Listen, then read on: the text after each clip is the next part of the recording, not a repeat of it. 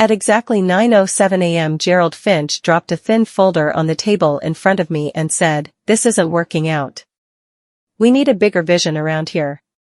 There was no warning. Just 12 years of my life folded into one cold sentence. I had joined Bridgeworth Trading as a junior clerk and worked my way up to operations manager, staying late through every crisis and every quiet Christmas after my husband died. None of that mattered now. Security stood by the door, ready to walk me out like a stranger caught stealing staples. My name is Megan Pryce. I am 38 years old, and until that morning, I believed loyalty still counted for something. My hands shook as I signed the termination papers. Colleagues peeked out from behind their screens, too frightened to say goodbye out loud. The lift doors closed in 12 years and 4 seconds flat.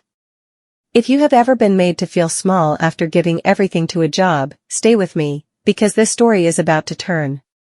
Hit subscribe now and tell me in the comments where you are watching from, because what happens in the next 60 seconds of my life changed everything. As the lift reached the ground floor, my phone buzzed. A message from a solicitor's office, I barely recognized, read, "Property transfer complete at 8:15 a.m. You are now the registered landlord of Caro House." I stared at the screen, certain it was a mistake. Gerald Finch had no idea what he had just woken up. Sitting in my car outside Caro House, I read the email 3 times before it made sense. My late Aunt Pauline had spent years quietly buying distressed buildings across Leeds, fixing them up, and renting them out under a private trust. She had never married, never had children, and always said I was the only one who understood her patience. The trust had finally finished moving everything into my name, and the largest property in it was the very building I had just been thrown out of. Bridgeworth Trading's headquarters belonged to me now. Gerald, the man who had humiliated me 20 minutes earlier, was about to become my tenant. My sadness did not vanish. My chest still ached from the firing. But underneath the hurt, something colder and steadier began to grow. I had spent years learning the property trade in secret, evenings and weekends, while climbing a ladder at Bridgeworth that Gerald had just kicked from under me. He thought he had erased me from the company. Instead, he had handed me the keys to it. I called the solicitor handling Aunt Pauline's trust, a sharp, no-nonsense woman named Diane Foss. "I need everything you have on this tenancy," I told her. "Rent history, lease terms, compliance records. All of it." Diane paused, then said something that stayed with me for the rest of that long, strange day. "Megan, are you sure you want to do this the proper way? You could simply walk away rich and let someone else deal with him." I told her no. This was never just about money. Diane's office smelled of old paper and strong coffee. She dropped a thick folder onto her desk and slid it towards me. "Bridgeworth has been underpaying rent for 11 months, she said. Quietly, under the old landlord, who never bothered chasing it. My stomach turned. I remembered raising the rent figures in a finance meeting 6 months earlier, back when I still worked there. Gerald had waved it off, calling it a rounding error in the grand scheme of things. It had not been a rounding error.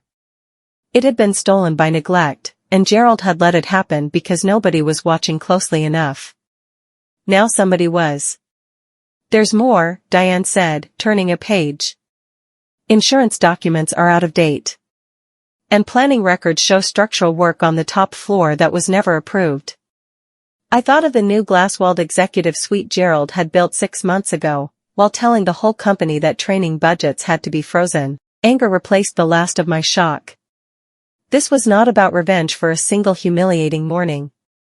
This was about a man who had spent the company's money on himself while cutting corners everywhere else, and had now made the mistake of doing it under a roof I owned.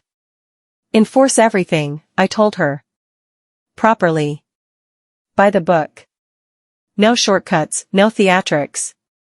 Diane smiled for the first time since I had walked in. "That," she said, "is exactly how landlords win." I sat back and looked out at the grey Leeds skyline through her window, thinking about all the evenings Aunt Pauline had patiently taught me to read a lease properly, line by line, long before I ever imagined needing that skill against my own employer. By noon, Gerald had already noticed something was wrong. An email landed in my personal inbox, sharp and threatening. Return your company laptop by 5 p.m. today or we will pursue legal action for unauthorized retention of property. Do not contact this office again. He still believed he was simply dealing with a bitter, sacked employee. Diane read it over my shoulder and laughed quietly. He has no idea who he's threatening. At 12:47 p.m. she sent the first official landlord notice to Bridgeworth Trading, overdue rent, a demand for updated insurance documents, and a formal request for compliance records relating to the unapproved building work. By 1:05 p.m. Gerald's assistant was calling my phone every few minutes. I let it ring out twice, then answered the third time, calm and pleasant. Ms. Pryce, Mr. Finch needs to speak with you immediately, she said, her voice tight with confusion. He says there's been some kind of mix-up with the building. I told her I would be available later that afternoon, and ended the call before she could say anything else. Diane watched me with quiet respect.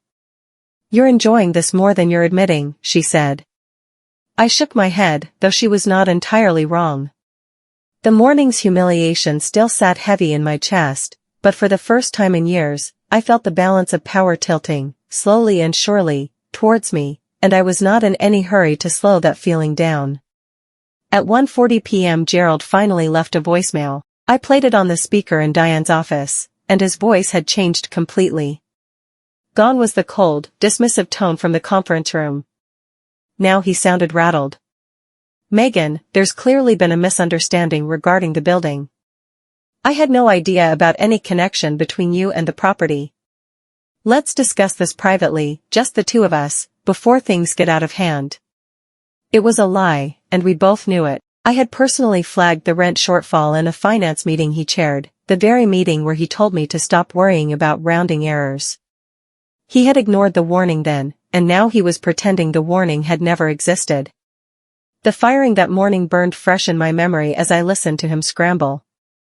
He was not sorry for what he had done to me. He was afraid of what I now had the power to do to him. Diane tapped a page in front of her. There's a clause buried in this lease that almost nobody reads, she said. Clause 14. It gives the landlord the right to immediate enforcement if there are missed payments, lapsed insurance, or unauthorized structural changes. Bridgeworth has managed to break all three. She looked up at me. Gerald's empire is about to meet a landlord he never saw coming, and he still does not know how deep the hole goes. I almost felt sorry for him until I remembered the look on his face that morning. Diane spread the lease documents across her desk and walked me through Clause 14 line by line. Missed rent payments, lapsed insurance, and unauthorized structural work were each, on their own, enough to trigger immediate enforcement action. Bridgeworth Trading had managed all three at once.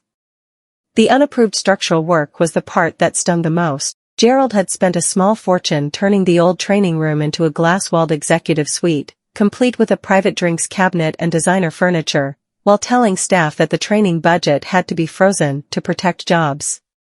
He had removed a load-bearing partition without ever notifying the building's owner, because as far as he knew, nobody who mattered was paying attention. He had been wrong about that for a long time. Now he was wrong about it in a way that could not be undone. I authorized a full property inspection that afternoon, giving Diane's surveyor formal access to every floor, including Gerald's new pride and joy. The evidence of his double standards was about to be measured, photographed, and placed neatly into a file with my name on it as landlord. My chest still carried the bruise from that morning's humiliation, but my hands had stopped shaking. I was not doing this out of cruelty. I was doing it because somebody finally had to hold him accountable for the gap between what he preached to his staff and what he quietly allowed himself, a gap that had clearly been growing for far longer than anyone outside his glass-walled suite had ever realized. At 2:30 p.m. I walked back through the doors of Caro House, not as a sacked employee but as its landlord. The same security guard who had escorted me out that morning, a kind, weathered man named Ray, froze mid-step when he saw me return with Diane and a clipboard-carrying surveyor. Ms. Pryce, he said carefully, I thought you'd left for good. I told him I had, in one sense, and arrived again in quite another. Diane handed the front desk a formal inspection notice while whispers rippled across the open-plan floor. People who had watched me sign termination papers 4 hours earlier now stared as I walked past reception like I belonged there, because I did. Gerald appeared at the top of the stairs, pale with confusion. "You have no right to be in this building," he snapped, loud enough for half the floor to hear. Diane stepped forward, calm and unbothered. "Actually, Mr. Finch, she owns the building." The words landed like a dropped tray of glasses. For a moment, nobody on that floor moved. The scene from that morning seemed to play backwards in front of everyone watching, the same lobby, the same lift, but this time the person walking in with quiet authority was me. Ray glanced between us, then gave me the faintest, almost proud nod. Something in the room had shifted, and Gerald, for the first time in 8 years of running this company, looked completely lost, as though the floor itself had quietly changed ownership beneath his expensive shoes without his permission. The open-plan floor went silent in a way I had never heard before, not even during the worst budget meetings. Staff who had watched me leave in tears that morning now watched Gerald try to laugh the situation off as some paperwork confusion. Nobody laughed with him. Diane did not let the moment soften. She demanded immediate access to the rent records, the insurance file, and the executive suite that had been built without planning approval. Gerald hesitated, then refused outright, claiming the suite was private company space. His refusal triggered yet another breach under the lease, and Diane noted it calmly in her file, her pen moving without any drama at all. For the first time, I watched real panic cross his face. He had spent 8 months running this place as though nobody above him could ever ask questions. Now the questions were arriving all at once, from someone who already knew most of the answers. I stood quietly near the reception desk while the surveyor began photographing the corridor outside the suite. I was not there to shout or gloat. I was there to watch a man who had built his confidence on other people's silence slowly realize that the silence had ended. A young woman from the marketing team caught my eye and gave a small, hopeful smile, as if she understood something important was finally happening, even if she did not yet know all the details behind it. I held on to that small smile for the rest of the afternoon, because it reminded me exactly why I had chosen to do this properly instead of simply walking away. The executive suite stayed locked until Gerald's assistant, looking deeply uncomfortable, quietly handed over a spare key. Inside, the surveyor found exactly what the structural records had warned us about. Expensive imported furniture, a private drinks cabinet stocked with bottles that cost more than some staff members' weekly wages, and a removed wall where a supporting partition used to stand. All of it had been funded while Gerald told the rest of the company that money was tight. Diane photographed every detail methodically, the unapproved electrical sockets, the missing fire door, the bare patch on the carpet where the old partition wall had been torn out without inspection. I stood in the doorway and felt something twist painfully in my chest. This was the same man who had cancelled the staff Christmas meal to manage costs more carefully, then walked straight back to this private little palace every evening. The betrayal cut deeper than the firing itself, because it was not personal cruelty. It was simple, careless greed, dressed up as discipline for everyone except himself. But the hurt sharpened into purpose rather than collapsing into despair. This was no longer only about the way Gerald had treated me that morning. It was about every member of staff who had been told to tighten their belts while he loosened his own without a second thought. Diane closed her camera case and looked at me. "This is more than enough," she said quietly.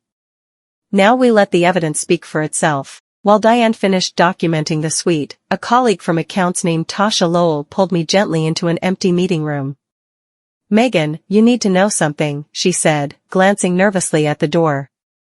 "Gerald's been telling people you were behind the bonus cuts last year.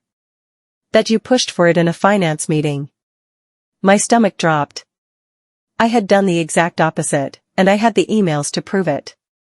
Tasha had already found 3 messages where I had argued against the cuts, warning that staff morale would suffer badly if bonuses disappeared during such a difficult year. Gerald had ignored every warning, then quietly let people believe the decision had been mine all along, hiding behind my name while avoiding the blame himself. He had fired me that morning to clear away the one person who actually knew the truth behind those decisions. More staff began approaching Tasha and me throughout the afternoon, each with their own story about Gerald's behavior behind closed doors, broken promises about promotions, quiet threats dressed up as friendly advice, and credit taken for other people's hard work. A quiet sense of unity began forming on that floor, the kind that does not need a meeting or a memo to spread. I asked Tasha not to put herself at risk on my behalf. She simply shook her head. Some risks, she said, are worth taking. Gerald's carefully built version of events was starting to fall apart, piece by piece, in front of the very people he had spent months underestimating. By 4 p.m. Diane had compiled everything into a single, calmly worded letter to the board of directors. No anger, no accusations beyond what the evidence supported. Just unpaid rent, lapsed insurance, unapproved structural work, and a quiet note about staff being misled regarding decisions they had no part in making. 20 minutes after it was sent, my phone rang. It was Mr. Whitlock, the chairman of the board, his voice noticeably shaken. "Ms. Pryce, I need to understand what is happening at Caro House," he said. "Are these figures accurate?" "Every figure comes directly from the lease records and this afternoon's inspection," I told him. "Mr. Finch has been informed of each issue as it was discovered." There was a long pause on the line. "We were not told about any landlord change," he said slowly, "and we certainly were not told about unauthorized building work." I explained, as plainly as I could, that the trust behind the building's ownership had only completed its transfer that very morning, hours before my own termination from the company. Mr. Whitlock asked careful, measured questions, the kind of questions a man asks when he senses his company's reputation is standing on much thinner ice than he had assumed. By the time the call ended, he had requested an emergency board meeting that same evening. Gerald, somewhere upstairs in his glass-walled suite, still had no idea that the people who controlled his future had just begun reading a very different version of his last 8 months in charge. At exactly 5 p.m. my original laptop deadline, Gerald called instead of emailing. His voice carried a strange, forced warmth, the kind people use when they are trying very hard to sound like nothing is wrong. "Megan, let's not let today spiral out of control," he said. "I think there's been a serious overreaction on both sides. What if we simply reinstated your position, effective immediately, and put all of this landlord business quietly to one side?" The offer landed like an insult dressed up as kindness. He still believed my dignity could be bought back with a job title and a fresh contract, as though the security walk and the lies about the bonus cuts could be erased by pretending the morning had never happened. "There's nothing quiet about lapsed insurance or unapproved building work, Gerald," I said, keeping my voice level. "And there's nothing to discuss about my old position. I won't be returning to Bridgeworth as an employee." He fell silent for a long moment, clearly unused to being refused. "You're making a serious mistake," he finally said, his charm draining away into something colder. I confirmed only that the laptop would be returned that evening, then ended the call. The silence afterwards told me everything. The man who had walked me out of the building that morning was now the one running out of options, and he still did not understand how few of them remained, or how little charm could do for him once the paperwork started speaking for itself. I returned the laptop to the front desk just after 5:30 p.m. expecting a simple handover. Instead, a member of HR slid a voluntary exit agreement across the counter, asking me to sign it quickly so everything could be settled cleanly. I read the first line and refused immediately. Nothing about that morning had been voluntary, and I was not about to put my name to a story that pretended otherwise. Moments later, Tasha appeared with a small stack of printed emails clutched tightly in her hand. "You need to see these before you leave," she whispered, glancing around the lobby. The emails, sent between Gerald and a senior manager 3 weeks earlier, laid out a plan to remove me from the company before I could start asking awkward questions about property spending. My termination had not been a sudden decision made that morning. It had been arranged in advance, dressed up afterwards as a simple matter of restructuring. The HR officer's face turned pale as she read over my shoulder. "I had no idea this was planned," she said quietly, almost apologetically. I believed her. She had simply been handed a script and told to follow it. This was no longer just a landlord dispute over a poorly managed lease. It was proof that Gerald had known exactly what I might uncover, and had tried to remove me before I had the chance. The board, I realized, was about to receive far more than a few unpaid invoices to consider that evening. The board called an emergency meeting for 7 p.m. I arrived with Diane, carrying nothing but a folder of evidence and a steadiness I had not expected to feel after such a brutal day.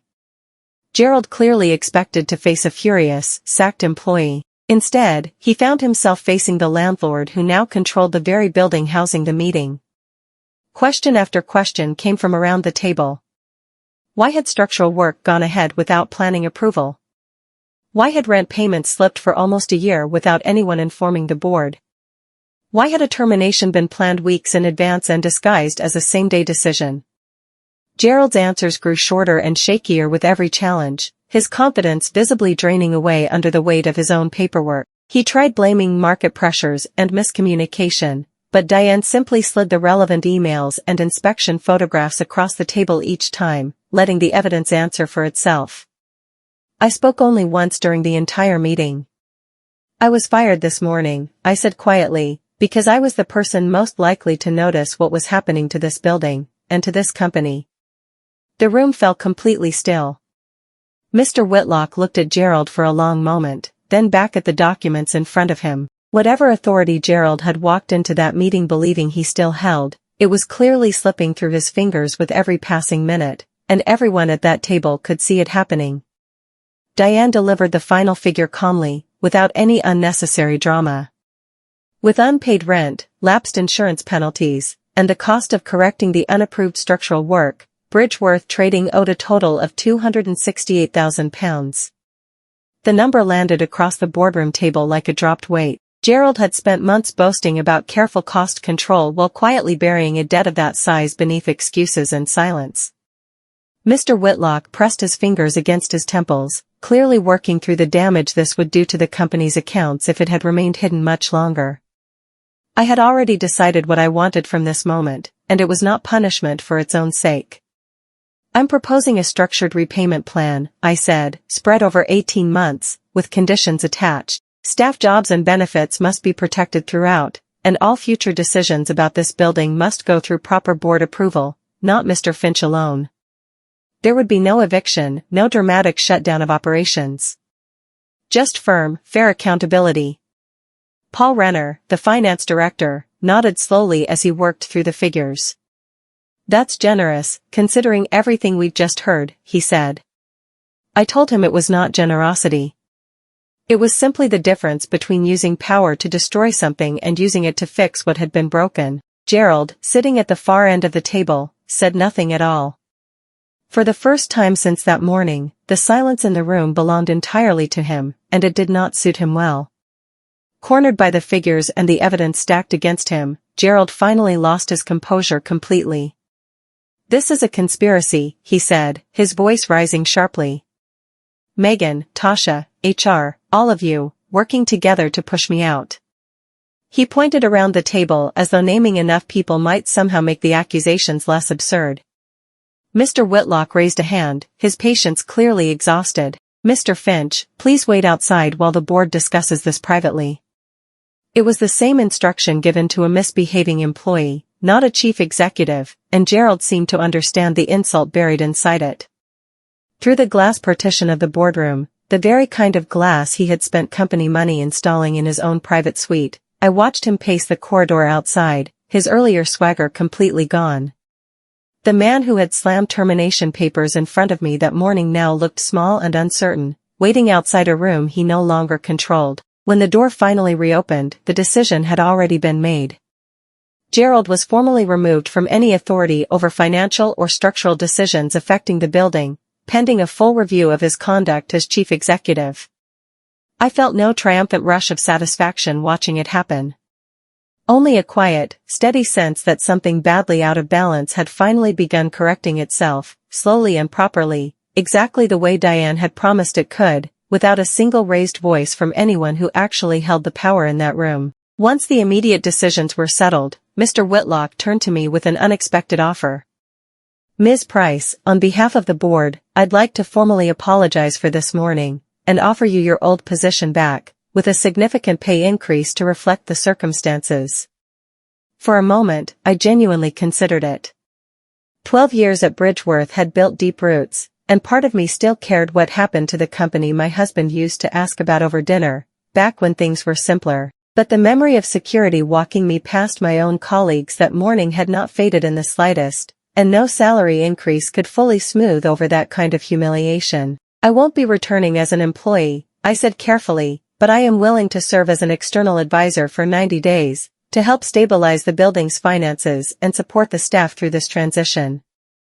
It felt like the right balance between helping the people who had supported me that day and refusing to simply slot back into a role that had already shown me exactly how replaceable it could make someone feel. The board agreed without hesitation. Gerald's departure was confirmed before the meeting closed, his exit handled through a formal review process rather than the brutal, same-day removal he had given me less than 12 hours earlier. As the room slowly emptied, Tasha caught my eye from the doorway and gave a small, exhausted smile. The longest day of my working life was finally, quietly, beginning to settle. The next morning, I returned to Caro House not as an employee, and not entirely as a stranger either, but as both landlord and advisor. Staff gathered cautiously near reception, unsure how to greet someone who had been escorted out crying less than 24 hours earlier and had returned holding far more authority than anyone expected. I announced that the small ground-floor cafe, closed 8 months earlier to manage costs, would reopen as a staff welfare space, funded directly through the penalties Bridgeworth now owed under the repayment plan.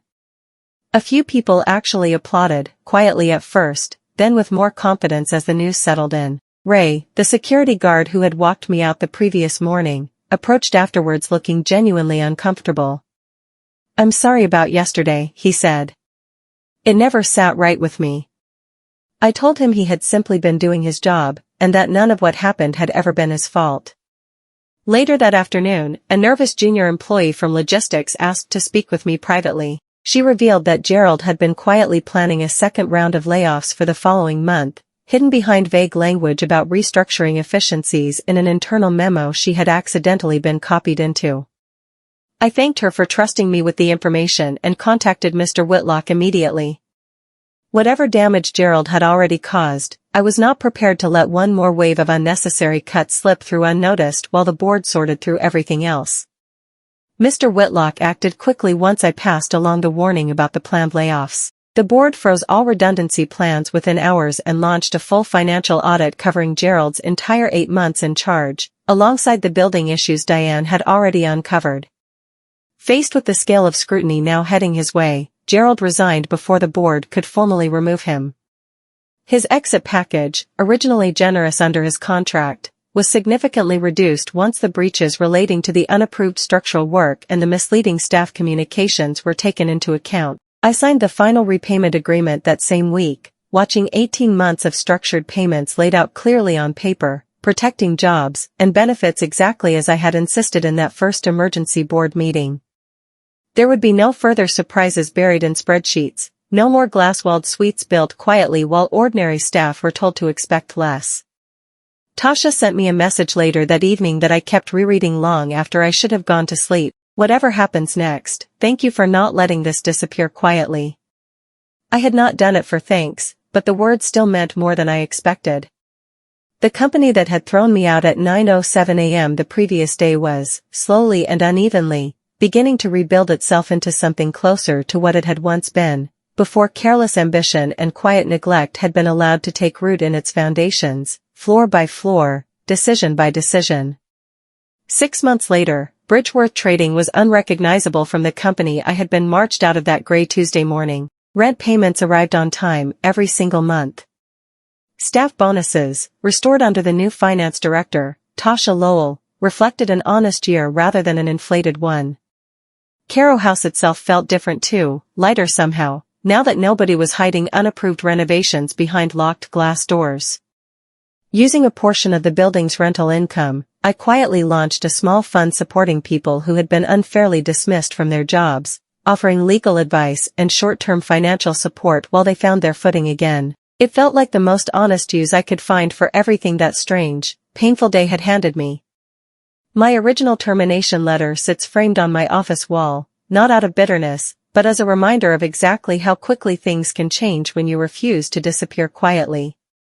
Gerald Finch, last I heard, was working for a much smaller firm 2 cities away, finally answering to people who watched every decision closely.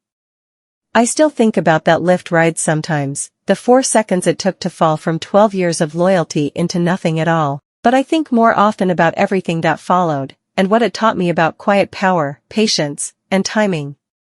If this story moved you even slightly, hit subscribe, drop a comment and share it with someone who needs to hear that karma sometimes really does arrive carrying the keys.